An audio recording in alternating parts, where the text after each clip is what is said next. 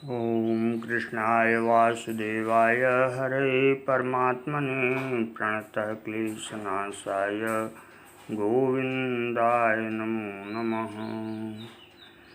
इस प्रकार श्रीमद् भागवत महापुराण की कथा सुनाते सुनाते जब सुखदेव परमहंस पहुँचे, आगे स्कंद करके बनाया गया है, तो पहले अध्याय में उन्होंने मनवंतरों का वर्णन किया। सबसे पहले बताया मनु के वंश का विस्तार कैसे हुआ था। परीक्षित ने कहा इसे मैंने सुन लिया। तो सुखदेव जी ने कहा कि स्वयंभू आदि 6 मनवंतर बीत चुके हैं, उनमें से पहले मनवंतर का मैंने वर्णन कर दिया, उसी में देवता आदि की उत्पत्ति हुई थी। और इस क्रम से बताते बताते उन्होंने यह भी बताया कि अंत में हरिमेधा ऋषि की पत्नी हरिणी के गर्भ से हरि के रूप में भगवान ने अवतार ग्रहण किया और इसी अवतार में उन्होंने ग्राह से गजेंद्र की रक्षा की। तो परीक्षित को संदेह हुआ कि ग्राह कौन था, हाथी को कैसे पकड़ा इसने और फिर भगवान ने उसकी रक्षा कैसे किया।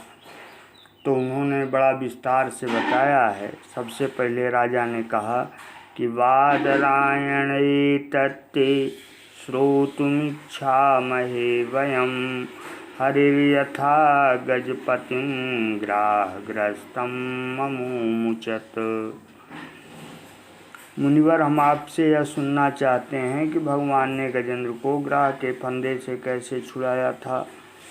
तो सूत उवाच, सूत ने कहा, सौनकादि ऋषियों, राजा परीक्षित आमरण अनशन करके कथा सुनने के लिए ही बैठे हुए थे। उन्होंने जब सुखदेव जी महाराज को इस प्रकार कथा कहने के लिए प्रेरित किया, तब वे बड़े आनंदित हुए और प्रेम से परीक्षित का अभिनंदन करके मुनियों की भरी सभा में कहने लगे। उन्होंने कहा, परीक्षितैव स तु वादरायणिः प्रायोपविष्टेन कथासु चोदितः उवाच विप्रा प्रतिनंद पार्थिवं मुदा मुनीनां सदसि स्म शृण्वताम्। उन्होंने कहा कि सुनिए। तो सुखदेव परमहंस ने कहा कि बहुत पहले क्षीर सागर में त्रिकूट नाम का एक प्रसिद्ध एवं सुंदर पर्वत था, जिसकी ऊंचाई 10,000 योजन की थी। आसीद गिरिवरो राजंस त्रिकूट इति विश्रुतः क्षीरोदेनावृतः श्रीमान योजनायुतमच्छ्रुतः। और भी उसके कितने ही शिखर ऐसे थे जो रत्नों और धातुओं की रंग बिरंगी छटा दिखाते हुए सब दिशाओं को प्रकाशित कर रहे थे। महाराज, तावता विस्तृतः पर्यक्त्रिभिः श्रृंगैपयोनिधिं दिशा खम रोचन्नास्ते रौप्याय सहिरण्मय। हिरण्मय सोने को कहते हैं।